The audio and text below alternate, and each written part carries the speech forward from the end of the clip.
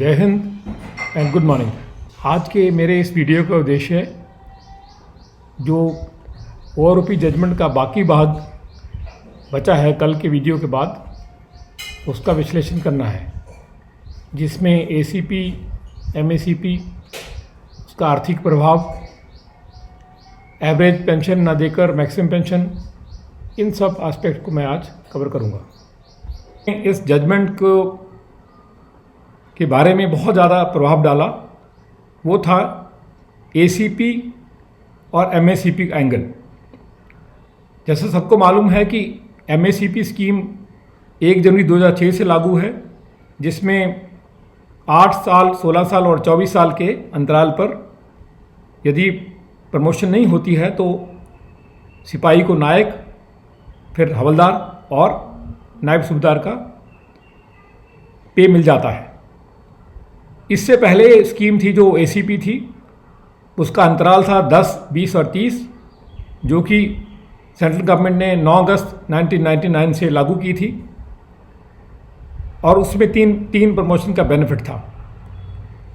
तभी supreme court ने इस बात को माना कि जो तुलना की गई है 15 साल के सिपाही की पेंशन की और 20 साल वाले नायक की, इन दोनों केसेस में जो तुलना की गई है 14 से पहले और 14 से बाद वाले में जो ग्रेड पे ली गई है वो एमएसीपी नायक की ली गई सिपाही के केस में, और नायक के केस में एमएसीपी हवलदार की, जो कि 2800 रुपया है। तो इस चीज़ को उन्होंने उचित नहीं माना, क्योंकि इसका मतलब है कि जो पुराने जो सारे ओल्ड पेंशनर हैं 65 से लेकर, अगर यदि उनको भी इसी आधार पे ओआरओपी दी जाती है तो इसके मायने ये होते हैं कि सारी जो एमएसीपी का बेनिफिट है उसको बैक डेट में 1 जनवरी 2006 की बजाय पूरे 65 में 1965 तक ले जाना पड़ेगा। उन्होंने इस बात को दुरुस्त नहीं माना। और जो तीसरा तुलनात्मक जो चार्ट दिया गया था ग्रुप कैप्टन डेनियल विक्टर साहब का, तो 32 साल की सर्विस जो एक कर्नल रैंक की है उसमें ओआरओपी के आधार पर 36,130 रुपये, और जो डेनियल विक्टर साहब के पीपीओ के आधार पे 37,110 रुपये। तो कोर्ट ने यहाँ एक कहा कि ये दुरुस्त नहीं है, क्योंकि डेनियल विक्टर साहब के टाइम पे उनकी पेंशन जो है वो लास्ट पे ड्रान के आधार पर हुई, और उसको इस ओआरओपी से तुलना करना को उन्होंने बिल्कुल दुरुस्त नहीं माना। सरकार ने ये आंकड़े पेश किए अभी फरवरी महीने में कोर्ट के आदेश के बाद कि यदि जो पुराने केसेस हैं जिनको एमएसीपी नहीं मिला उनको भी ओआरओपी एमएसीपी के आधार पर दी जाती है तो उसका वित्तीय प्रभाव या फाइनेंशियल बर्डन कितना होगा। तो बिना एमएसीपी के जो फिगर था वो पर साल का 7,123.38 करोड़, और यदि वो एमएसीपी नॉन एमएसीपी को दिया जाता है ओआरओपी तो वो आता है गवर्नमेंट के हिसाब से 9,411.71 करोड़। क्वेश्चन कहाँ गलत है मैं अभी इसको एक्सप्लेन करना चाहता हूँ। ये मैंने अपने एक बार पिछले वीडियो में भी बताया था कि 6 पे कमीशन से 7th कमीशन पे आने पर जो डेट है 31/12/2015 से, और 7th पे कमीशन लागू होता है 1 जनवरी 2016 से। तो जो गणना की गई बेसिक पे में वृद्धि की गई वो 2.57 यानी कि 257% की गई। इस बात को समझ लेना बड़ा ज़रूरी है कि यदि 1 जनवरी 2006 को बेसिक पे 100 रुपये थी तो 1 जनवरी 2016 को वो हो गई 257 रुपये। लेकिन यह भी महत्वपूर्ण है कि 31 दिसंबर 2015 तक डीए बढ़कर 125% हो चुका था, कि यानी कि 31 दिसंबर 15 को जिसका बेसिक पे 100 रुपये था वो 225 रुपये कुल पे ले रहा था, तो अगले दिन उसका पे हो गया 257 रुपये। तो इसमें वृद्धि हुई नेट इफेक्टिव 32 रुपये। 32 रुपये को अगर हम 225 के से डिवाइड करते हैं तो इसको 14.22% फिगर आता है, यानी कि जो नेट इफेक्टिव वृद्धि हुई पे में वो 14.22% ही हुई। तो यदि सारे पुराने नॉन एमएसईपी केसेस को एमएसईपी देकर ओआरओपी दी जाती है उसके आधार पर, तो उस कैलकुलेशन को मैंने इसमें स्क्रीन पर दिखाया है। करेक्ट कैलकुलेशन जो मेरे दृष्टि में बनती है, इसके पूरे एरियर जो है एडिशनल एरियर 17,485.85 करोड़ बनते हैं, जबकि जो गवर्नमेंट ने फिगर कोर्ट में सबमिट किए हैं वो हैं 42,776.38 करोड़। यानी कि इसमें जो रॉन्ग कैलकुलेशन की वजह से 25,290.53 करोड़ के जो एरियर्स हैं वो गवर्नमेंट ने एक्स्ट्रा दिखाई हैं। ने कोर्ट में ये बताया कि सीजीडीए ने 4 तरीके से ओआरओपी को स्टडी किया था। उसमें एक ऑप्शन था कि यदि 2013 वर्ष के जो पेंशनर की जो मैक्सिमम पेंशन है उसके आधार पे ओआरओपी दी जाए पिछले पेंशनर को, तो उसका फाइनेंशियल प्रभाव क्या होगा। तो वो था 14,898.34 करोड़, जो कि मैं दिखा रहा हूँ स्क्रीन पर। और इसका जो कुल प्रभाव उन्होंने कैलकुलेट किया 1,45,339 इतना करोड़। इसी प्रकार यदि एवरेज पेंशन के आधार पर ओआरओपी ना देकर अधिकतम पेंशन के आधार पर वो दी जाती है, तो उसके अंदर पर साल जो डिफरेंस था वो 7,774.96 करोड़ का गवर्नमेंट ने सबमिट किया। इसी को मैंने डिटेल कैलकुलेशन करके जो पूरा जो एडिशनल खर्चा आता है मैक्सिम देने से वो आता है 59,410.95 करोड़। आपने इस एडिशनल एरियर का फिगर सबमिट किया है कोर्ट के सामने, वो है 1,45,339.34 करोड़, जो कि मेरे द्वारा कैलकुलेट किए हुए फिगर से 85,928.39 करोड़ ज़्यादा है।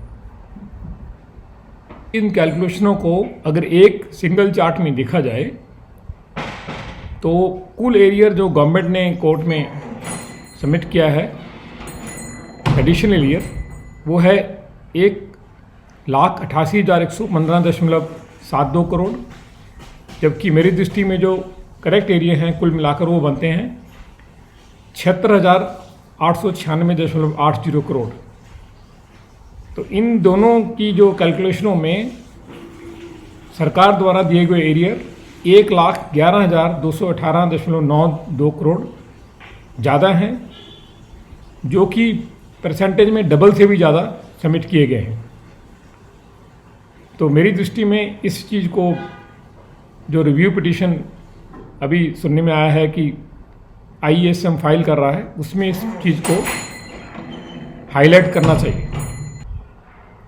अंत में जो लास्ट कुछ पेजेस में कोर्ट ने कुछ इम्पोर्टेंट ऑब्जर्वेशन दी, जिसमें एक था पैरा 46 में कि जो एडजुडिकेशन है या मुकदमा वो पॉलिसी का या नीति का विकल्प नहीं हो सकता, और ये जो चीज़ें हैं इनके अंदर बहुत सारे बहुकेंद्रीय पॉलीसेंट्रिक प्रॉब्लम्स, मतलब बहुकेंद्रीय समस्याएं हैं, जिनमें बहुत सारे फैक्टर्स हैं जो आपस में एक दूसरे पर निर्भर करते हैं, और एक पर किया हुआ फैसला बाकी सब पर प्रभाव डालता है।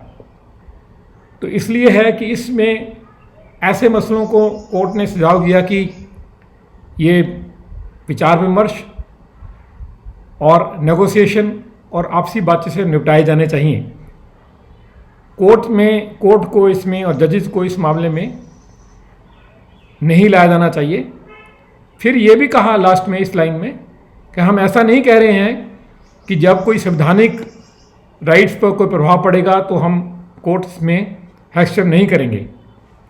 फिर कहा कि ओआरओपी जो पॉलिसी है इसको एक ही ग्राउंड पर चैलेंज किया जा सकता है कि क्या ये पूर्ण रूप में आर्बिट्रेरी यानी कि मनमानी या कैप्रिसिशियस है। तो फिर उन्होंने इस बात को कहा कि हम इस बात को भी अभी डील करेंगे कि ये क्या मनमानी है या नहीं।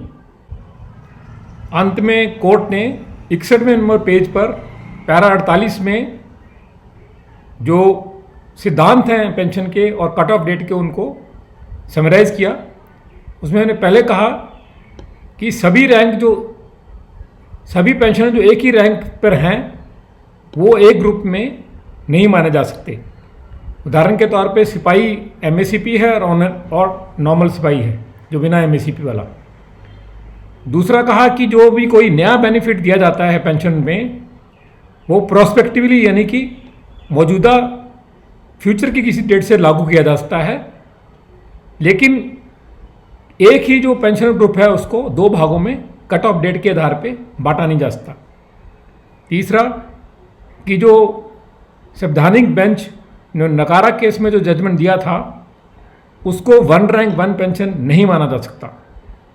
उसमें केवल ये कहा गया था कि पेंशन के जो तरीका है कैलकुलेट करने का वो सबके लिए सेम होना चाहिए और वो एक कट ऑफ डेट के आधार पे पिछले और अगले पेंशन के लिए अलग अलग नहीं हो सकता। और ये कहा लास्ट में चौथे पॉइंट में कि यही कहीं भी कानून तौर पे लागू नहीं है कि जो पेंशनर सेम रैंक उनका है उनको सेम पेंशन दी जानी चाहिए और इनको अलग अलग बेनिफिट दिए जा सकते हैं और सभी का पेंशन बराबर किया जाना कानूनी तौर पे कहीं भी अनिवार्य नहीं है। 62वें पेज पर कोर्ट ने ये कहा कि हमें नहीं लगता कि इस ओआरओपी के सिद्धांत में कोई भी संवैधानिक त्रुटि है जिसको कि 7 नवंबर 15 के लेटर से लागू किया गया है। पहला कि जो ओआरओपी की जो परिभाषा है वो सारे पुराने पेंशनर को एक समान लागू की गई है और ऐसा नहीं है कि कुछ पेंशनर की पेंशन ऑटोमेटिकली रीफिक्स होगी और बाकियों की पीरियडिकली, ऐसा नहीं है और एक समान तरीका अपनाया गया है। और दूसरा इशू था कि उन्होंने कहा कि कट ऑफ डेट है उसको केवल जो संदर्भ वाला ईयर है, रेफरेंस ईयर, बेस ईयर के लिए ही इस्तेमाल किया गया है और यदि सरकार जो लास्ट पे ड्रॉन के आधार पर पुराने पेंशनर की पेंशन फिक्स करती तो उनको हानि होती। इसलिए फैसला किया गया कि कोई एक वर्ष जो कि 2013 है उसको उसके आधार पे पुराने पेंशन की पे या पेंशन बढ़ाई जाए। तो कोर्ट ने ये भी कहा कि सरकार के पास कई सारे विकल्प थे कि मैक्सिमम के आधार पर पेंशन ओआरओपी दें, मिनिमम के आधार पर दें या औसत के आधार पर दें। तो उन्होंने उसमें से औसत का आधार चुना और जो पेंशनर जिनका पेंशन औसत से नीचे है उनको औसत तक लाया जाएगा और बाकी का पेंशन प्रोटेक्ट किया गया। और इस जो है ये जो फैसला है ये नीति के अंदर आता है। तो जो नकारा और जो एसपीएस वेंस केस जिसको मैं पहले बता चुका हूँ उसका इस पर्टिकुलर केस से कोई खास संबंध नहीं पड़ता है। तो फिर ये भी कहा कि क्योंकि हमें लगता है कि ओआरओपी की जो परिभाषा है वो मनमानी आर्बिट्रेरी नहीं है तो हम इस बात को फैसला नहीं करना चाहते कि इसका जो आर्थिक प्रभाव है ये नगण्य निग्लिजिबल है या बहुत ज़्यादा है। ये एक बड़ी रोचक या इंटरेस्टिंग चीज़ है कि अगर ऐसा था तो सुप्रीम कोर्ट को फिर इसके जो फरवरी महीने में जो कैलकुलेशन करवाई गई थी उनकी करवाने की कोई ज़रूरत नहीं थी। तो फैसले को बिना उन कैलकुलेशन के आधार पर, सिद्धांत के आधार पर किया जा सकता था।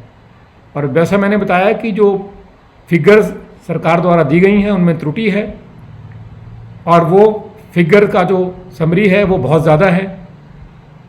तो परोक्ष रूप से इनडायरेक्टली ऐसा लगता है ये फिगर्स ने भी जो सुप्रीम कोर्ट के फैसले पर मेरी दृष्टि में प्रभाव डाला है।